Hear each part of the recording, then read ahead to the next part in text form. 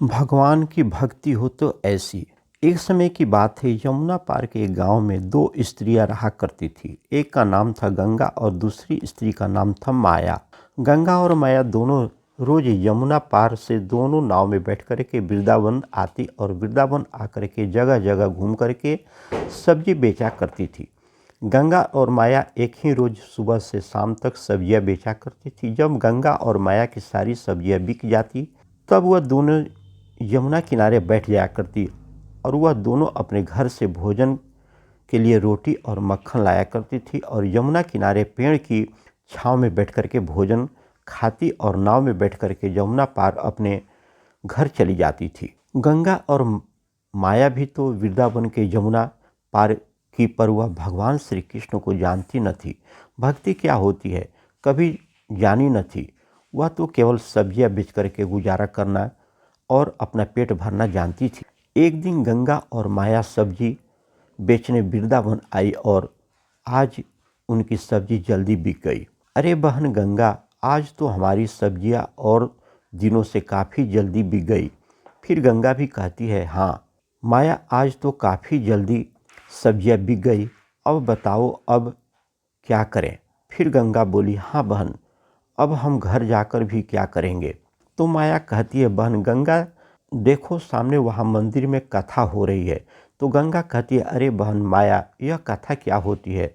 तो माया कहती है, अरे बहन, यह तो मुझे भी नहीं पता कि कथा क्या होती है, पर सब लोग कहते हैं कि कथा होती है, तो चलो आज हम भी सुन लेंगे कि कथा क्या होती है।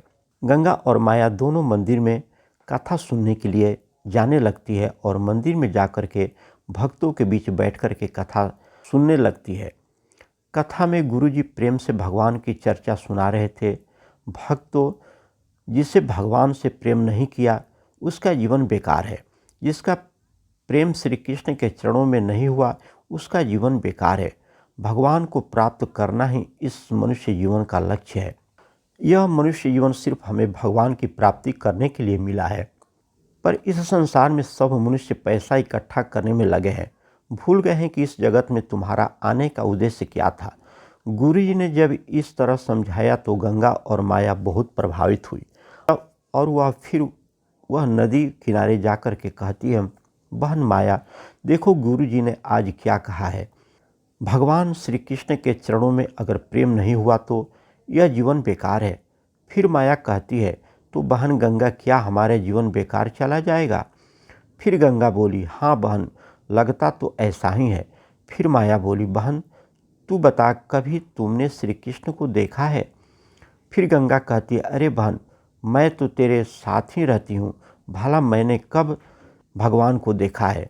तो माया पूछती है, तो बहन यह बताओ कि भगवान कहाँ मिलेंगे। गंगा और माया आपस में चर्चा कर ही रही थी कि इतने में एक संत वहाँ से गुजर रहे थे। गंगा साधु को देख करके बोली, बहन मुझे लगता है भगवान साधु संतों के पास जरूर होते होंगे, चलो इनके पास से भगवान को ले करके आते हैं। वह साधु अपना झोला और सामान यमुना किनारे रख कर के स्नान करने लगा।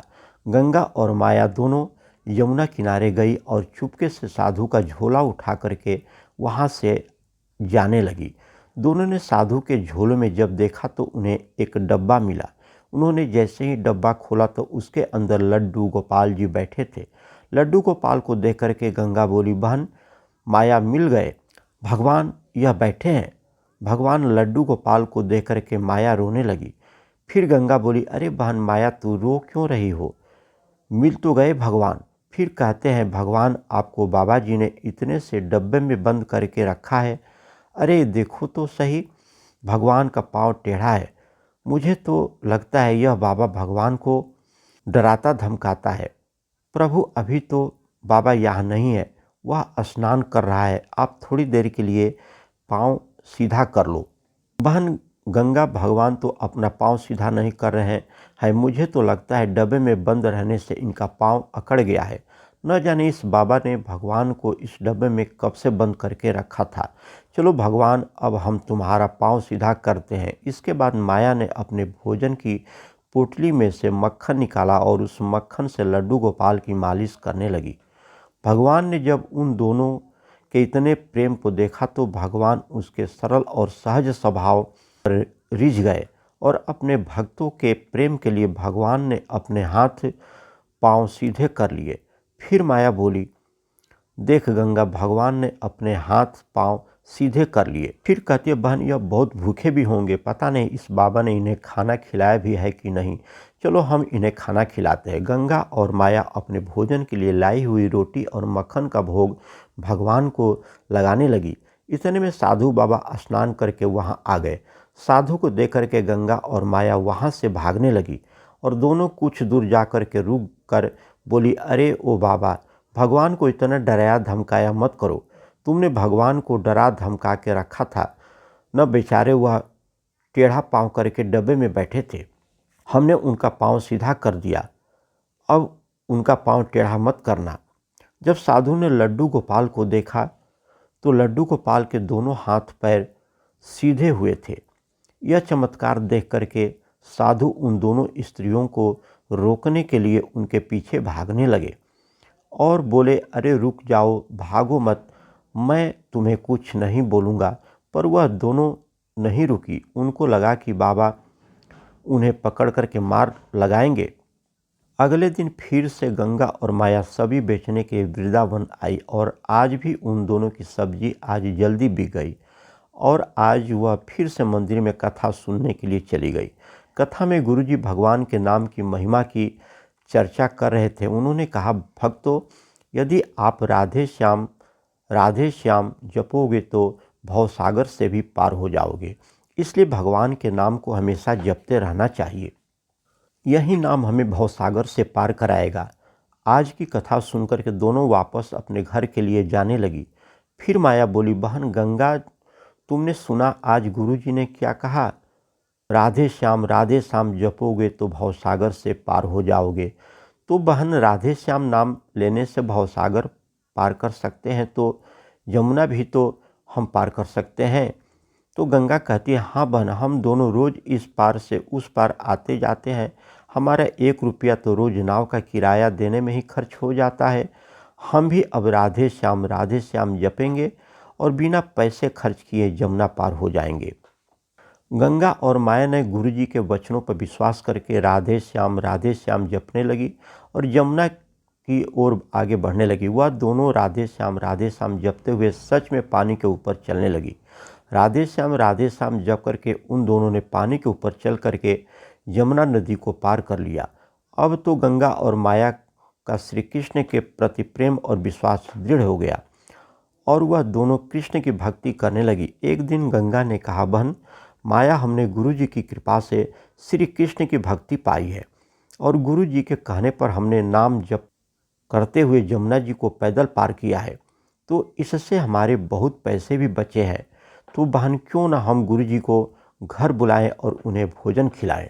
तो माया बोली, ठीक है बहन, तू जाकर के गुरुजी को ले आओ और मैं यहाँ पर भोजन बनाती हूँ। गंगा गुरुजी को लेने मंदिर जाने लगी। गंगा मंदिर में गई और गुरुजी से बोली, गुरुजी, हम चाहते हैं कि आप अपने चरण हमारी कुटिया में रखो। हम आपको भोजन करवाकर कुछ दान दक्षिणा देना चाहते हैं। गुरुजी ने गंगा की बात मान ली और बोले, ठीक है बेटी, मैं तुम्हारे संग तुम्हारी कुटिया में चलने के लिए तैयार हूँ। गंगा गुरुजी को लेकर के मंदिर से आने लगी। गंगा गुरुजी को लेकर के यमुना तट पर आ जाती है। गुरु ने जब देखा कि यमुना तट पर तो कोई नाव नहीं है, यह मुझे पार कैसे लेकर के जाएगी, तब गुरुजी ने गंगा से पूछा, बेटी तुम मुझे यमुना पार कैसे लेकर के जाओगी? यहाँ तो कोई नाव ही नहीं दिख रही है। फिर गंगा बोली, गुरुजी, आपने ही तो हमें सबसे बड़ी नौका प्रदान की है। गंगा को लगा कि जैसे हम गुरुजी की शिष्या बन करके राधे श्याम जप करके यमुना पार कर लेते हैं, वैसे ही गुरुजी भी यमुना पार कर लेंगे। फिर गंगा राधे श्याम जपते हुए पानी में चलने लगी। गंगा ने जब थोड़ी दूर जाकर के पलट कर देखा तो गुरुजी वहीं किनारे खड़े हुए थे। फिर गंगा बोली, अरे गुरुजी, आप आगे क्यों नहीं बढ़ रहे हो? आओ। फिर गुरुजी को लगा इस तट पर यमुना का पानी बहुत कम है। यह विचार करके गुरुजी आगे बढ़ने लगे। जैसे ही गुरुजी ने अपना पाँव यमुना जी में आगे बढ़ाया, वैसे ही गुरुजी कमर तक पानी में डूब गए। फिर गुरुजी कहने लगे, अरे यहाँ तो पानी बहुत गहरा है और यह पानी में कैसे चल रही है? अरे यह कोई आम स्त्री नहीं है, यह तो कोई चुड़ैल लगती है जो पानी में चल रही है। गुरुजी को पानी में डूबा देख गंगा गुरुजी को लेने के लिए वापस आने लगती है। गंगा गुरुजी के पास पहुँच करके गुरुजी का हाथ पकड़ कर ले जाने लगी। गंगा राधे श्याम जपती है और गुरुजी डर के मारे कहते हैं, अरे मुझे छोड़, मुझे क्यों ले जा रही है? मुझे क्यों मारना चाहती है? मुझे छोड़। गंगा ने गुरुजी की बातों का कोई जवाब नहीं दिया, वह बस राधे श्याम जप रही थी। फिर गुरुजी कहते हैं, हे भगवान, यह तो मुझे बीच यमुना जी में जाकर के मारेगी। गंगा गुरुजी को लेकर के यमुना पार हो गई। फिर बोली, गुरुजी हम यमुना पार आ गए हैं। और उधर गुरुजी डर के मारे कांप रहे थे। फिर बोली, गुरुजी क्या बात है, आप मुझसे इतना डर क्यों रहे हैं? फिर गुरुजी बोले, कौन हो तुम? क्यों मारना चाहती हो मुझे? क्या बिगाड़ा है मैंने तुम्हारा? तुम कौन हो, चुड़ैल हो या भूतनी? फिर गंगा बोली, गुरुजी ना तो मैं कोई चुड़ैल हूँ ना कोई भूतनी, मैं तो आपकी शिष्या हूँ। फिर गुरुजी कहते हैं कि हे भगवान, मैंने कब इन भूत चुड़ैलों को शिष्य बनाया? फिर गंगा बोली, गुरुजी आपने ही तो हमें कथा में बताया था कि राधे श्याम जपोगे तो भवसागर से पार हो जाओगे। तो हमें लगा कि भवसागर को पार कर सकते हैं तो यमुना भी पार कर सकते हैं। अब तो हम रोज़ नाम जप करके यमुना पार करते हैं, अब हमें कोई नाव की ज़रूरत नहीं होती है। गंगा की बातें सुनकर के गुरुजी हैरान रह गए और गंगा से बोले, बेटी तुमने अपने गुरु के वचनों और प्रभु पर इतना दृढ़ विश्वास रखा कि इसके बल पर तुमने यमुना जी के पानी पर चल कर के यमुना पार कर ली। बेटी तुम महान हो और महान है तुम्हारा प्रभु के प्रति प्रेम और विश्वास। मेरे प्यारे दोस्तों, कहानी अच्छी लगी हो तो लाइक कीजिए और अपने दोस्तों में शेयर कीजिए और चैनल पर नए हो तो चैनल को सब्सक्राइब कीजिए। धन्यवाद।